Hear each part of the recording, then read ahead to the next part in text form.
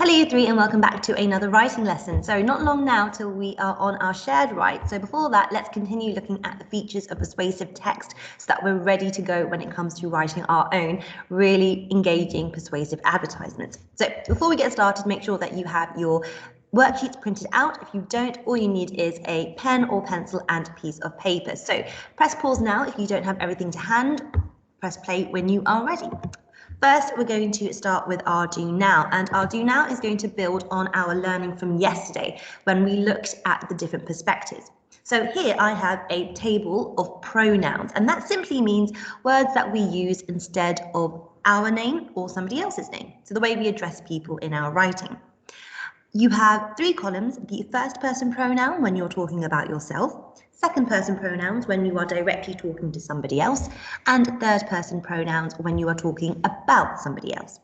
So look at the table below and fill in where you think those pronouns would go. Again, if you don't have the worksheet to hand, just draw yourself a quick table and put them in the correct place. So press pause now and press play when you are ready for me to reveal the answers. Okay, as always, make sure you've given yourself plenty of time. Here are the answers. So for the first person pronouns, you had I, me, mine, us, ours, and we. For the second person pronouns, you had you and your. And for the third person pronouns, you had they, she, he, his, theirs. And if the table had anybody's names, then we could also have put them in the third person. Okay, so now for the second part of your do now. I have given you 5 sentences there, and what I would like you to do is to underline the pronouns in the sentences below. So you should now have those pronouns either written out or on the sheet for you. So use that as a handy guide if you're not sure. Underline if you have a ruler, brilliant practice to use a ruler. Otherwise, press pause now and press play when you are ready. You don't have the sheet, just write the number of the sentence and write the pronouns that you can spot for each. Okay, so I'm going to reveal the answers. In sentence 1, the pronouns were you and your. In number 2, it was I. In number 3, it was I and Dad. Number 4 was Zara and her friends. And number 5 was the girls and their. So well done. You guys use that in your writing all the time, but really good to see why they're used and when. So in today's lesson, we're going to be looking at something called the conditional tense, which should be very familiar to you if you remember our work on the Robo Puppy that we did quite a few weeks ago now. So to be successful, you will be able to, by the end of this lesson, explain what I mean by the conditional tense and also identify certain words that are used when we're writing in the conditional tense. But that will all become very clear very quickly. So, first of all, what is the conditional tense? Very simply put, it's formed by starting sentences with the word if. So, for instance, if you eat your greens, you will be strong. Or, if you don't mind your manners, people will think you're rude. So, very simply, starting a sentence with the word if. But there's a little bit more to it.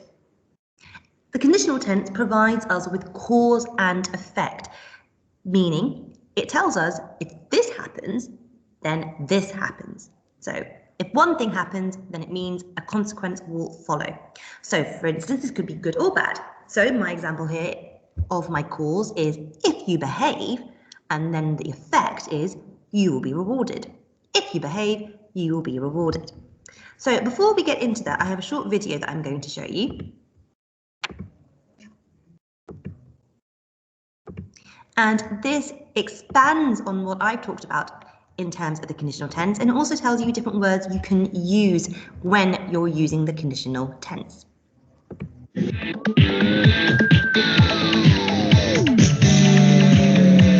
Hi guys, Dan from BBC Learning English here.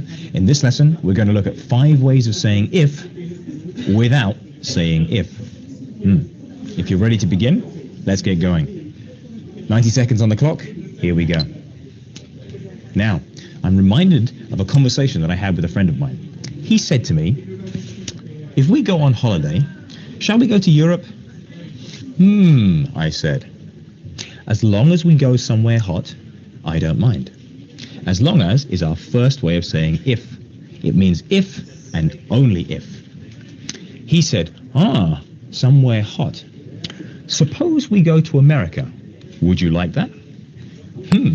Suppose is our second way of saying if. Unlike the other forms that we're going to talk about today, suppose is usually used in two sentences. Suppose we go to America, and then followed by a question. Would you like that? Got it? Good.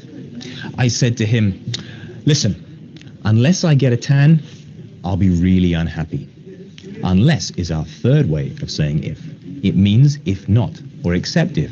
And for more information about it, you can find out in our previous lesson. He said to me, well, providing you sunbathe a lot, you'll definitely get a tan. Providing is our fourth way of saying if. It also means if. A more formal version of providing is provided. So I said to him, okay, on the condition that I get time off from work, we'll go to America. On the condition that is our fifth and final way of saying if. It's extremely formal and mostly used in written forms, so perfect for business letters. Whoa! I just made it. Can you believe it? Now, guys, for more information about this, please go to bbclearningenglish.com. I've been Dan. You've been fantastic. And I'm out of here. Hope to see you soon. Bye. Okay, so that was a little challenge for you there. If you have spotted all the different ways that you can use if, so instead of using the word if when using the conditional tense, then absolutely have a go at that. But today we're just going to be concentrating on using the word if. But as always, if you feel like challenging yourself, absolutely do.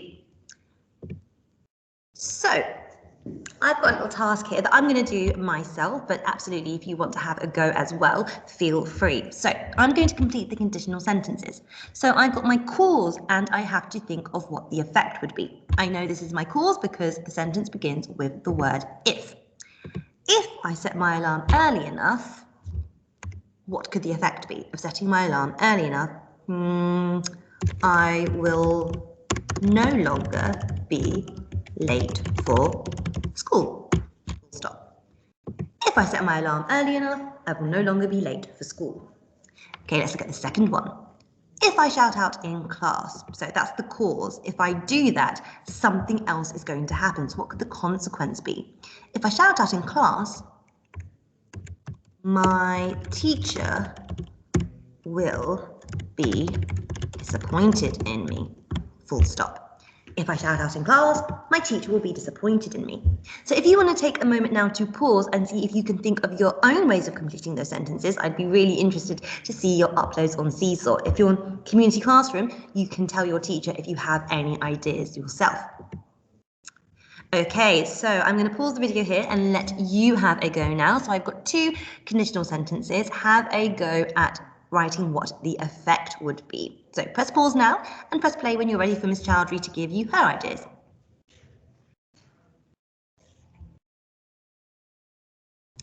Okay, so I'm excited to see or hear all of the fantastic ideas that you came up with. Only if I finish my homework, what could the effect be? Only if I finish my homework will I be allowed to, what could be the treat? Watch television after dinner, full stop. Only if I finish my homework will I be allowed to watch television after dinner. Cause and effect. Good, let's try the next one. If I am the last to leave the room, so what could be the effect or the event that happens after leaving the room? If I am the last to leave the room, I must make sure I turn off the light. Perfect. So you can see there, each one begins with a cause, something's going to happen, and then we finish it off with what the consequence or effect would be. Doesn't always have to be negative, could be neutral, or could be a positive outcome. So your first task is, you can see here, I have got 5 different causes and I have 5 different effects. What you need to do is match the sentence starters to the correct ending. So no worksheet for this, you just have to match the number with the letter and write that down and make a note of it, and then press play when you are ready for me to show you the answers. Okay, so here are the answers. We have got number 1, if you don't ensure your shoelaces are tied. D, there's a chance you will trip over. Number 2, if the sun is out. A, we can go to the park for a play date. Number 3, if the roads are busy.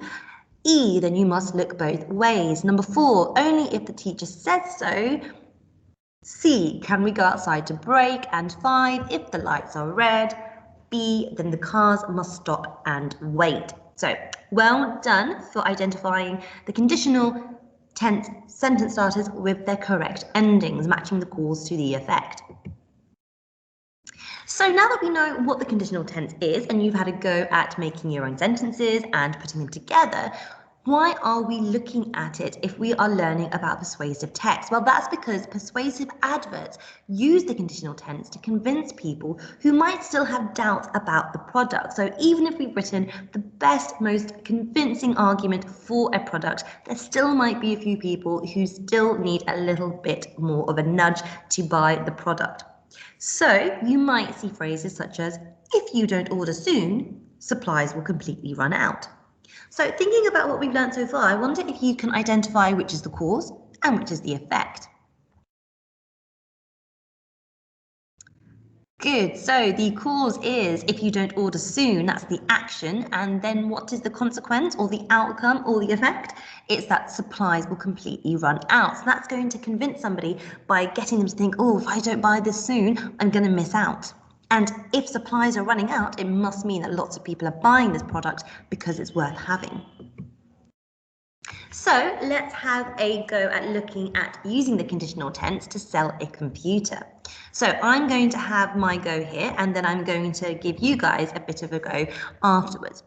So my conditional sentence starter is if, there's that important word, you order before Sunday. So I either want to make my reader or my audience, my target audience, for the people who are buying this, make them feel like either they're going to miss out or make them feel like they are going to get like a reward or a really positive effect from having this object in their lives. If you order before Sunday, maybe I can entice them with a deal. You will receive a brand new keyboard, maybe a spare keyboard because I think lots of computers would have it. You will receive a brand new spare keyboard. Let's make it even more appealing.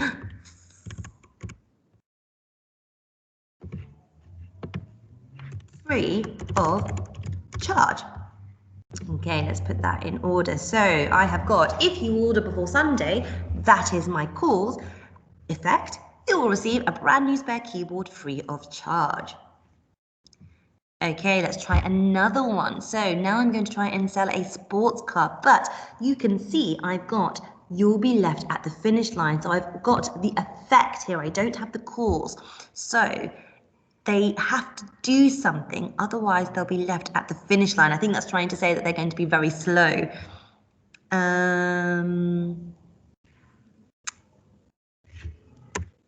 Visit our in-store showroom soon, or you'll be left at the finish line, or maybe the start line, depending on your perspective. But that's telling my audience that if they don't come in to see the car soon, they're going to be left behind, and nobody wants to be left behind when it comes to having the up-to-date sports car in this situation. Okay, so now it's your turn. So I would like you to complete the following conditional sentence when selling a bagel. A very tasty looking bagel there. So my sentence starter is, if you buy 3 bagels from Bagel Barn. Press pause now and have a little discussion maybe with your partner, write it on a whiteboard or note it down because I would love to see your ideas on Seesaw. Okay. Again, have another go. This time you are selling a perfume, but I've given you the effect and not the cause. So how are you going to start the sentence if it ends with, you will be the envy of all of your friends, meaning all of your friends are going to be very jealous that you have this product and they don't.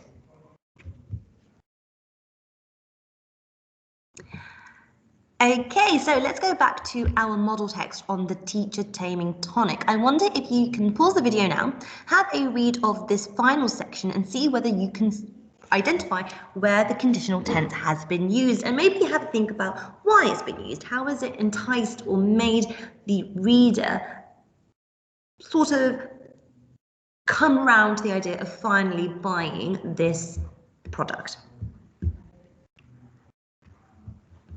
Okay, so well done. It was the very first sentence. If this didn't seem amazing enough, that is my cause.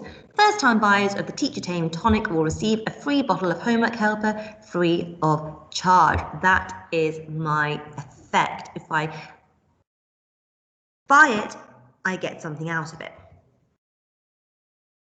So you have got a worksheet where you are going to practice a little bit more of using the conditional tense. So the first task is you have got either the cause or the effect. Quite simply, you need to complete the sentence so that you have a full conditional tense sentence. If the train is delayed again, what's the effect going to be? If the effect is you'll never learn how to multiply, what would the cause be? So have a run through of those, and then your second task is to write a sentence using the conditional tense to persuade people they should buy the product. So I'm going to give you an example for the first one, but please do not copy mine and upload it to Seesaw, because a couple of you have done that. This is just to show you. I don't mind you magpieing ideas, but please don't copy the entire sentence. So, if you, how could I start it with if you? If you are fed up of your, let's make this a bit smaller because I think we need a little bit more space. If you are fed up of your dull and lifeless looking trainers, buying the Sneaker 2000 will elevate your walking life. Okay, so I went a little bit dramatic there, but you can see I have got my cause, which is if you are fed up of your dull and lifeless looking trainers, what could the effect be? Then buying the Sneaker 2000s will elevate your walking life. Elevate means to make something better and brighter than it was before. So think of your own for your trainers. You also have some theatre tickets, maybe some show tickets, and then you also have a little dog there. So perhaps you could write a conditional sentence to persuade people to adopt a dog. So as always, looking really excited to seeing all of your fantastic ideas uploaded to Seesaw. Have a great literacy lesson.